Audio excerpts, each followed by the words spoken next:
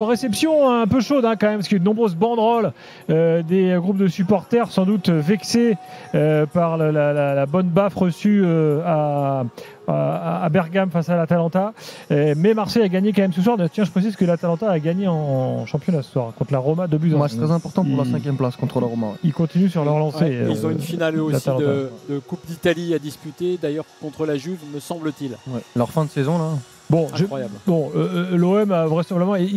Lorient a eu des occasions, il y a notamment une barre transversale. Je te dirais que je me suis dit en regardant le match qu'il valait mieux que ce soit Lorient, on va dire une équipe quand même mal en point. Ouais. Parce que s'ils avaient pris une bonne équipe ce soir là, en phase 2, sachant que le début de match a été très compliqué, on a revu un Aubame très frustré qui venait quand même de prendre une grosse claque, je pense que ça aurait pu être plus compliqué. Ouais, c'est vrai que Lorient, c'est pas ce soir qui perdent. Leur maintien, parce que sur la première mi-temps, ils sont pas mauvais du tout. Mais après, l'OM sur ce bon centre là, au deuxième poteau pour Aubameyang, au 1-0, ça a quand même un peu changé la physionomie de la rencontre. Et puis ils ont mis le deuxième très très rapidement. Mais c'est vrai qu'on n'a pas eu le match de l'année de l'OM, mais on a eu une équipe quand même globalement qui a fait le boulot, qui a fait le taf. Et plus le score avançait, même s'il y a eu la réduction du score de Benjamin Mendy sur cette grosse erreur d'Mbemba, on a senti quand même qu'ils avaient la possibilité d'aller inscrire plus de buts et ils se donnent des perspectives, on va dire, je ne vais pas dire intéressantes parce qu'au vu de la saison, ça reste très décevant. Mais d'aller chercher une 6e place avec ce match contre Reims et ce match contre Le Havre qui est sauvé ce soir. Donc faut terminer de la meilleure des manières pour aller chercher l'Europe, même si on sait très très bien que la claque que tu as pris contre l'Atalanta. Attention à l'ambiance, parce que là. Elle reste quand même dans les têtes. Ouais, les banderoles, elles sont un peu inquiétantes quand même. Ouais, mais justement, c'est compliqué, moi, je trouve, pour cet OM. Et là encore, je trouve terrible un peu le gap qu'on a vu entre la Coupe d'Europe et notre championnat. Ce soir, Mbemba, il est cata. Le début de match il est cata de l'OM, c'est vraiment pas bon, mais il gagne 3-1 relativement facilement. T'as une marge, t'as vu la marge entre ce qu'on a vu en Coupe d'Europe, la baffe qu'on a tous pris, parce qu'honnêtement, c'est une baffe pour le foot français qu'on a prise jeudi. Et ben là tu vois un match, moi je les ai vus au début, j'ai dit tiens Lorient vont peut-être se sortir quelque chose, bah non ils sont maladroits, ils n'arrivent pas à mettre leurs occasions, donc quand même l'OM s'en sort. T'as Ismaïla Sarr qui a fait un bon match. Qui a été virevoltant. Moumbagna qui est décisif sur les deux derniers buts avec le penalty provoqué et la tête. Mais tu vois ce que je veux dire. La tête sur Gigot. C'est Moumbagna qui est décisif. Ce soir. La marche. Voilà. Après, tu peux jouer avec Moumbagna contre Lorient. Après Flo, tu joues le 17e de Ligue 1. Non mais je suis d'accord, mais tu peux jouer avec Moumbagna décisif contre Lorient, mais Aubameyang lui ne peut pas être décisif contre l'Atalanta. Parce que là, le gap, il est énorme. C'est un fossé. Maintenant, attends, tant mieux pour l'OM. Ils ont fait le boulot après. Parce qu'ils ont fait le job et qu'ils peuvent être. Ils sont quoi, 6e ce soir, je crois. 8e. Non, ils sont 8e. Ils sont 8e avec un match en moins parce que. Ils peuvent être 6e. En fait, c'est ça. Exactement. Ils peuvent jouer la 6e place. S'ils gagnent les 2 derniers matchs, ils sont 6e. Donc c'est quand même. Déjà, s'ils gagnent les matchs en retard, ils sont 6e parce qu'ils ont une meilleure différence de but que Lens et Lyon.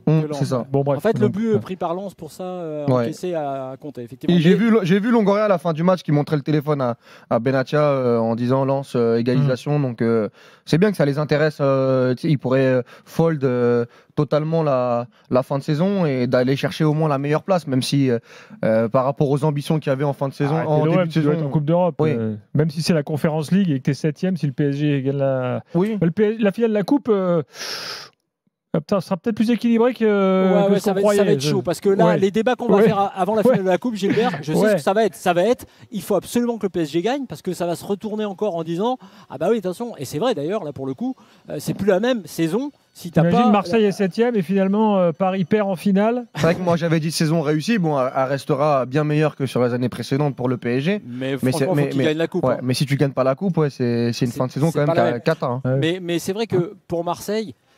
Tu parles des banderoles, tu parles de la pression qui existe toujours. S'ils font 6e, c'est pas génial, loin de là. Et on saura tirer le bilan. Mais pour les dirigeants, pour la construction de l'année prochaine, tu peux sauver, on va dire, les apparences, quoi, tu vois, avec un projet, avec peut-être du Fonseca qui arrive et autres. Si tu vois, après la Conférence League, est-ce que ça change énormément de choses dans le choix de Fonseca? Je suis pas sûr. Moi, je pense que Fonseca, il vient Conférence League. S'il veut venir, il vient Conférence League ou Ligue 1 seul. Ça changera pas grand-chose. Non, mais l'histoire que tu racontes, en tout cas, à tes supporters, tu peux leur dire, écoutez, ok, ça n'a pas été tout le temps génial, mais on est allé en demi de la Ligue Europa. On est 6e et on est donc européen. et on va travailler sur un projet plus costaud au niveau entraîneur. Bon, voilà. Maintenant, il n'en reste pas moins. Tu limites la casse de la casse, quoi. Maintenant, ce qui reste, clairement, c'est un recrutement qui n'a pas été à la hauteur. C'est une équipe techniquement très faible. Et j'exclus de ça les très bons joueurs qu'on connaît, dont Aubameyang. C'est 4 entraîneurs. Ouais, c'est ça. C'est un mois d'août raté, y compris dans la prépa physique, et donc y compris sur le staff médical. Il y a plein de questions qui vont se poser. L'entraîneur, le staff médical, les joueurs. Tu as des joueurs qui n'ont pas le niveau, pas les épaules pour jouer à l'Olympique de Marseille. Et donc voilà. Alors tous ces problèmes seront sans doute pas réglés en une intersaison. Ouais, parce qu'il y aura très peu de moyens, Flo. Et ouais, exactement. Et pourtant, c'est pour ça que c'est pareil. Moi, il n'y a aucune raison d'être euphorique. Hein. Fonseca ou pas Fonseca. Ouais. Comme tu l'as dit, peu de moyens. Peu de moyens. Et avec des chantiers énormes. Parce qu'on l'a vu là, c'est en ça que c'est intéressant, la Coupe d'Europe. Là, quand tu vois ça, tu t'es dit, voilà, le boulot derrière, Gigot, c'est pas possible. Alors, même pas, on va dire qu'il est fatigué, blessé, c'est différent. Mais il y a plein de joueurs. Lerdi, tu vas peut-être le vendre, donc tu vas devoir le remplacer. Voilà, mais après, tu peux pas jouer avec des Ndiaye qui peut pas mettre un but, tu peux pas jouer avec Moumbagna, tu peux pas jouer. C'est pas possible, c'est pas l'OM, ça, tu vois. Enfin, c'est pas un OM qui veut jouer le podium de la Ligue 1 et aller en Ligue des Champions. Alors, pour le coup, on a souvent critiqué l'instabilité de l'Olympique de Marseille. Mais cet été, il va falloir du changement. Ah là, ouais, tout à fait. Ah là, pour le coup. Alors, les gars, on a Mousse au 32-16, auditeur célèbre de l'After. Salut Mousse. Bonsoir Gilbert. Ça Salut, va Mousse. ou quoi? Alors, t'étais passé où? J'étais à Bergame. Justement, j'ai discuté avec Flo. Vous savez ce qu'il m'a dit, Flo, avant le match? Florent Germain? Je lui ai posé la question. Je lui ai dit, comment tu sens là ce soir? Tu nous sens bien là ce soir?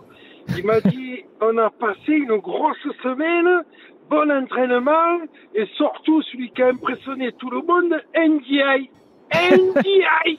Il m'a dit ça, Flo. Tu m'as dit ça, oui ou non, Flo? Non, il est pas là. Il est pas là. C'est pas le bon Flo. Ah merde, putain, j'aurais bien aimé la voir. C'était Florent Gautreau, pas Florent Germain. Moi, j'étais pas à Bergame.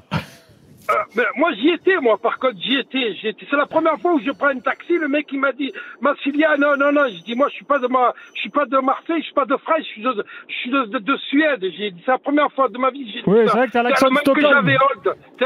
Mais bon, après les gars, je vais vous dire une chose. Si on finit 6e, on gagne les 2 prochains matchs. Ça sera un miracle et ça sera très bien parce que ça a été une saison catastrophique. Mais bon, oui, j'ai plusieurs interrogations. La première, c'est qu'on ne gagne pas un match à l'extérieur. Parce que Jean-Louis Gasset, il a dit, à la maison, c'est des loups, et à l'extérieur, c'est des agneaux. Donc, il va falloir trouver des loups. Il va falloir trouver 11 ou 12 loups. Mais là, on les a pas au club. Ouais, mais Mousse, ouais. des loups, je suis d'accord. Mais après, il faut arrêter aussi avec l'histoire du caractère et pour porter le maillot de l'OM. Ça compte, c'est nécessaire, c'est évidemment primordial. Mais il faut que tu trouves des bons joueurs. Des mecs qui techniquement savent faire une passe, un centre et savent mettre un cadre à un ballon. C'est ça aussi, Mousse. Mais je l'ai dit tout le long de la saison. J'ai dit, on a une équipe de chèvres. Moi, mais c'est ce soir encore, là, je sors du stade, mais le niveau de certains, il fait peur, les gars. Il fait peur. Comment? Qui ça? Mais vous les avez tous cités, Gigot, l'autre là qui est venu de Suisse, là, Garcia, tous, mais c'est des joueurs de R1, ça, R1, de R1 voire R2, mais ça n'a pas le nid. Mais ces mecs, ils ont des agents en or. Ils ont moi, des agents en or. Si j'étais dirigeant d'une équipe de R2, je prendrais bien ces joueurs-là. Ouais. Je te confirme. Ouais. Mais bien sûr, moi aussi je les prendrais. Moi je m'occupe d'un club de R2, je les prendrais. Mais je leur donnerais 50 € la prime de match, pas plus, parce que ça vaut pas plus cher. Et ces mecs, ça joue à l'OM. Un mec comme Benjamin Mendy, là, on peut pas le prendre, lui. Le mec, il a marqué, il a même pas célébré tellement qu'il a montré son amour pour l'OM. On peut pas le prendre. Bon, Benjamin Mendy, t'as pas suivi sa saison parce que c'était pas exceptionnel.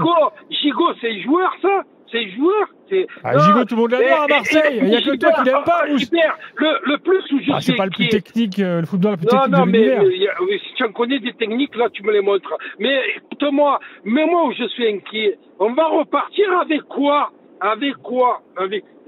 Il faut recruter 20 joueurs, mais pas 20 joueurs qui sont à la cave dans les clubs. Il faut recruter des joueurs moyens, à la limite moyens. Mais on n'a pas de sous, on n'a pas de président, on est un club fantôme avec tous ces dirigeants. Il faut que tout le monde se casse. Non, mais Tout le monde se casse. Voilà. Et à commencer par Longoria. Alors je vais faire réagir tous les réseaux sociaux encore. Hein. Je vais en prendre de tous les... Mais je m'en bats les cacahuètes. Mais il faut qu'il se casse. Voilà. Lui, il va commencer à dire, ouais, mais l'autre, il arrive là, Pablo Fonseca, Patin, Koufing. Mais quoi, il faut, c'est des joueurs qu'on veut, des vrais joueurs qu'on veut. On veut pas des NDI, tout ça, là. C'est quoi, ces joueurs? Attends, il y a Walid qui veut te répondre. Non, je disais qu'il y avait un exemple sur la planification sportive dont on évoquait avec Flo tout à l'heure. C'est qu'un Pape Gueye, par exemple, qui pour moi, sur la deuxième partie de saison, est bien meilleur qu'un Kondogbia. Mais Pape Gueye n'était pas dans la liste de la Coupe d'Europe. Il n'a pas été mis par le club. Il n'a pas été mis par le club. Pape Gueye va partir sans trahir. Gestion de Monsieur Longoria. Sans trahir de secret. Enfin, en tout cas, c'est la tendance. Et de l'autre côté, tu vas avoir Kondogbia qui va faire ses 32 ans l'année prochaine, qui a un salaire énorme. C'est-à-dire que même les joueurs où tu te dis que tu peux capitaliser sur leur jeunesse, sur leur dynamique qui est plutôt intéressante, en fait, tu as l'impression que c'est pas dans la bonne direction pour l'Olympique de Marseille. Donc après, moi, Mousse, c'est pas ce soir que je vais tous les critiquer parce que ce soir, je l'ai dit avec Flo, ils ont fait plutôt le boulot, même si ça n'a pas été extraordinaire. Tu gagnes 3-1, tu te remets dans le sens de la marche après avoir pris une claque monumentale contre l'Atalanta. Mais oui, quand on fera le bilan de la saison de l'Olympique de Marseille, et on le fait depuis un bon nombre de semaines, oui, bien évidemment qu'il y aura plein de choses à dire négatives. Mais ce soir, je vais pas critiquer. Tu vois, par exemple, Gigot, c'est pas ce soir. Moi, je suis pas un grand fan de Gigot, mais c'est pas ce soir qu'il fait son pire match, tu vois. C'est pas ce soir que je vais critiquer. Bon, Mousse, on va te laisser. On a bien compris que tu étais énervé, que tu voulais tous qu'ils se cassent, de tous les joueurs présidents. Voilà, c'est ce que j'ai compris. Ce qui est sûr, c'est que Gasset, lui, va se casser. Pour l'instant, c'est le seul, on est sûr. Et Correa aussi. C'est prévu, Correa, c'est une très bonne nouvelle. Et au passage, Flo, il y a les deux joueurs que je trouve plutôt intéressants, et moi, j'en avais dit beaucoup de mal il y a très longtemps. C'est Murillo et Luis Enrique, qui sont plutôt surprenants dans ce rôle de piston. Murillo, il met un centre pour Aubameyang sur le premier but, qui est vraiment très bon. Et Luis Enrique dans ce rôle de piston, sincèrement, quand tu le voyais à l'époque de Sampaoli, là, sur le premier passage, c'était très très compliqué. Donc eux, les deux là, je les garde pour l'année prochaine. T'as raison, parce que de toute façon, quand on dit ça, là, virer tout le monde, ça sert à rien. Tu peux pas dire ça. Tu peux pas. Faire un choix. Et c'est vrai que ces joueurs-là, faut voir que Luis Enrique, il a eu l'inconvénient d'être baladé partout aussi. T'arrives à Marseille avec une pression énorme et on te fait jouer à 4 postes.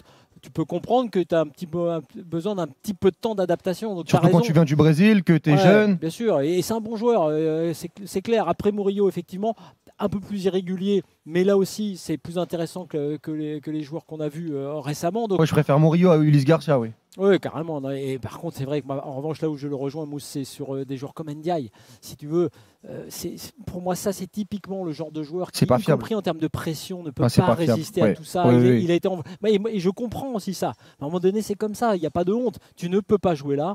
Tu ne peux pas jouer à l'OM. Voilà, c'est compliqué pour certains. Donc après, quand tu regardes le calendrier, pour revenir à la Ligue 1, là, c'est pareil. On dit... s'ils gagnent leurs 2 derniers matchs en 6e saison, sauvés, on va dire. Sauvé, j'irai pas jusque-là, mais en tout cas, tu sauves les apparences sur la fin de saison. Reims, Le Havre, d'un autre côté, ils n'ont pas trop le droit non plus de ne pas le faire. Parce que Le Havre sera peut-être sauvé. Ils sont sauvés. Bien, Jean-Louis Gasset est là en direct. On va écouter le début de sa conférence de presse. À domicile, on avait pas mal de choses à se faire pardonner. J'avais fait un appel au peuple. Et le public, à partir du moment où elle a donné le coup d'envoi, a été, comme d'habitude, derrière nous a poussé. On était timide au départ. Après les banderoles. Mais il y avait un message de nous dire lâchez-vous. Et je les félicite, et j'aurais fait 10 matchs ici où on aurait été tout le temps dans l'émotion et dans le magique. Voilà, Jean-Louis Gasset qui est en direct. Encore une réponse. Adrien. Et ensuite, on enchaînera. L'OM qui joue effectivement au Havre la semaine prochaine après son match en retard. À domicile, maintenant il va falloir faire le travail à l'extérieur. On connaît vos difficultés à Reims chez vos adversaires. Comment vous imaginez ces 2 prochains matchs à l'extérieur? Est-ce que vous y croyez malgré ce triste bilan? Bien sûr que j'y crois. Heureusement. Mais c'est vrai qu'en n'ayant gagné que 2 matchs à l'extérieur dans la saison, il va falloir trouver un supplément d'âme, de la fraîcheur physique. Ce soir, on a émis, je crois, 6 joueurs qui n'avaient pas joué à Bergame. On a la chance d'avoir un effectif qui s'étoffe petit à petit. Donc que tout le monde joue son rôle et qu'on mette l'OM là où il doit être.